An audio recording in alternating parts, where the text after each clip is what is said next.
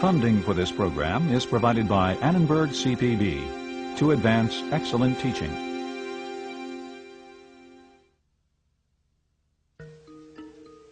How do we know that these are all the same things, even though they look quite different? Why have people always been able to link different elements and ideas into a coherent relationship? A process that we only now have begun to understand. Try a price change and see what happens. Cognitive processes, this time on Discovering Psychology.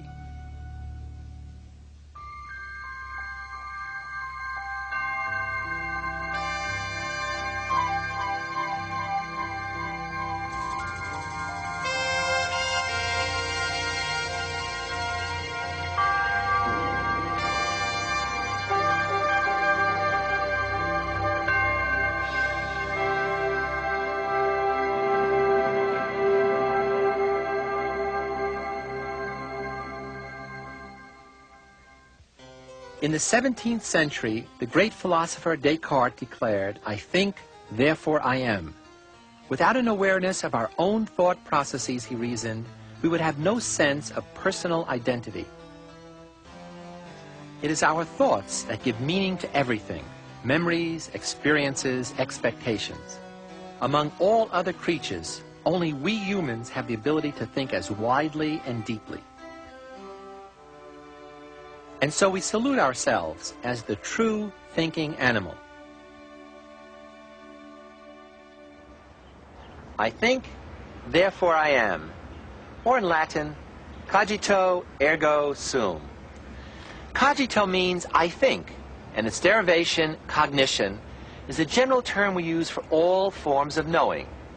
That includes remembering, deciding, planning, problem solving, and communicating ideas. The study of all these higher mental processes is known as cognitive psychology. Cognitive psychologists study how people take in information, store it, transform it, and manipulate it.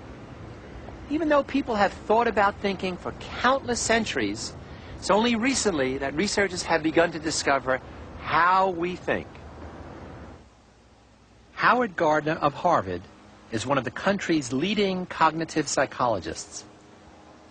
The word cognitive psychology goes back quite a long time, and it basically refers to any kind of research or thinking which has to do with how people solve problems. And you have cognitive psychologists under that name or another name going right back to the beginning of the century. After the Second World War, when the computer had been invented, a number of people from different disciplines began to say, well, now that we know that computers can solve problems and we understand something about how they work, maybe we should think about the human mind as being a certain kind of computer, a certain kind of information processing system. And these individuals who came from psychology, philosophy, artificial intelligence, linguistics, sometimes from other disciplines as well, styled themselves as cognitive scientists.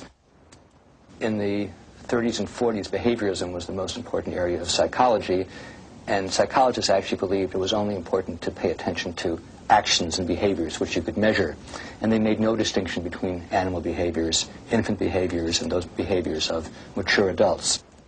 Moreover, the behaviorists were very afraid of talking about any kind of internal representation. They didn't want to talk about ideas or models in the mind or anything inside the black box. Cognitive scientists said that's a dead end. People think, they compute, they solve problems, they have images in their head, they have schematas, they operate upon these things. That's what thinking is all about.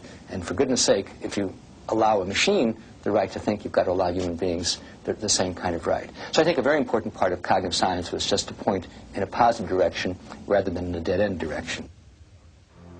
In 1958, British psychologist Donald Broadbent used the information processing approach to model human thought processes. He was the first psychologist to use a flowchart to describe what happens to information as it's first received by the senses, then selected as competing information is filtered out, and stored in our memory. This information processing approach has proven so valuable because it analyzes cognitive processes as a sequence of ordered stages. These stages can be traced as information flows through the mental system as if the mind were a computer.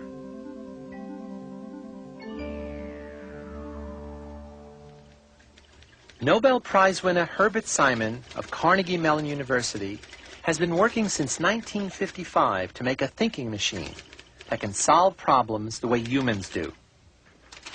We began to get interested in the possibilities of using the computer as a way of modeling and thinking about human thinking. And the reason we thought the computer might be useful there is that we began to realize that computers can deal with a good many things besides numbers. They can deal with any kind of symbols, whether they be numbers or letters or words or pictures. We thought that we could formulate what was going on in the thinking process more effectively with a computer, symbolically, than we could if we tried to build a mathematical model of it. Most biologists today think that organisms are machinery of a very fancy kind, but they operate according to natural law, according to natural processes. The mind is part of that machinery, and it gets its work done by doing simple things like inputting information, reading, writing, comparing symbols, storing symbols in memories. And we know that computers can do exactly those kinds of things, using entirely different hardware, of course, using glass and metal instead of living tissue. But the underlying processes are the same, and it's those processes which we model when we simulate thinking. We used to, in computers, use these punch cards a great deal. Well, you could ask, how could a punch card carry information? It's made of paper. Well, the information was in the pattern of things in the card, in that case, in the pattern of holes. Now, you can make patterns out of a lot of things, not just out of one material. So in computers, we use electromagnetic patterns. We use patterns in metal. In the human brain, we use patterns in neurons.